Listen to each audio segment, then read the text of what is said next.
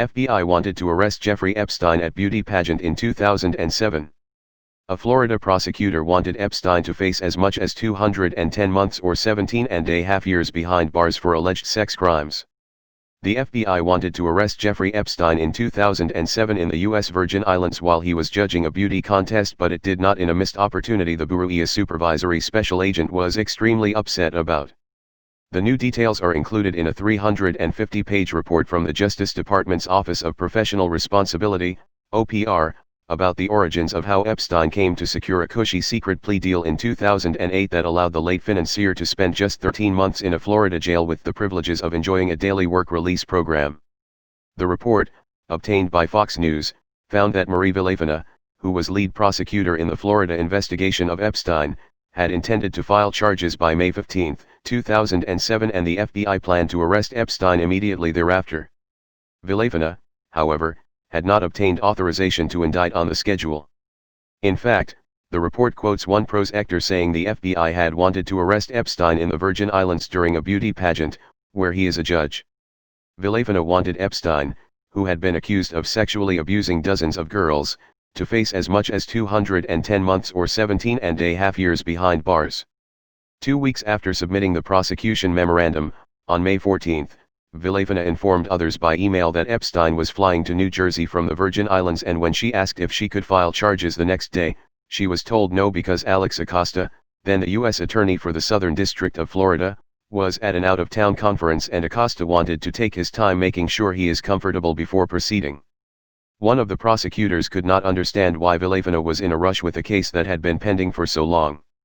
Villafaña said she could not seem to get her supervisors to understand the seriousness of Epstein's behavior and the fact that he was probably continuing to commit the behavior, and that there was a need to move with necessary speed.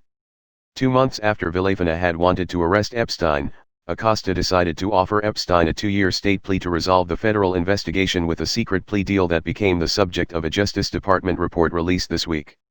Negotiations would take place in secret with Epstein's defense team without Epstein's victims knowing about it for about a year before Epstein pleaded guilty under a non-prosecution agreement in 2008 negotiated by Acosta.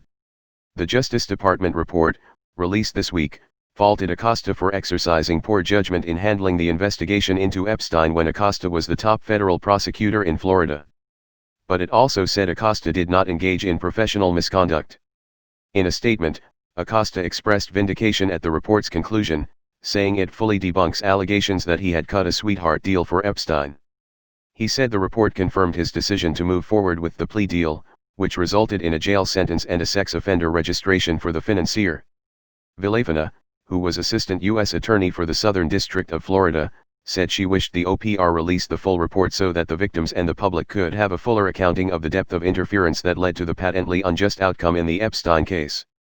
She went on to say, that injustice, I believe, was the result of deep, implicit institutional biases that prevented me and the FBI agents who worked diligently on this case from holding Mr. Epstein accountable for his crimes. David Boyce, an attorney for several of Epstein's victims, called the Justice Report disappointing. Letting a politically connected billionaire get away with child rape and international sex trafficking is not merely poor judgment. It is wrong, and people should be held to account, Boyce said to Fox News. Brad Edwards, an attorney for several of Epstein's victims, called the Justice Report a disappointing sidestep of the issue. We are left still wondering why Jeffrey Epstein got the sweetheart deal he did and who exactly made the decision to transform a lengthy sex trafficking indictment into a non-prosecution agreement. U.S. Sen. Ben Sasse, Arnab, said, Americans ought to be enraged about details in the Justice Report regarding the sweetheart deal for Epstein. Letting a well-connected billionaire get away with child rape and international sex trafficking isn't poor judgment, it is a disgusting failure, Sasse wrote. Justice has not been served. Epstein was arrested again in July 2019 on federal sex trafficking charges in Florida and New York.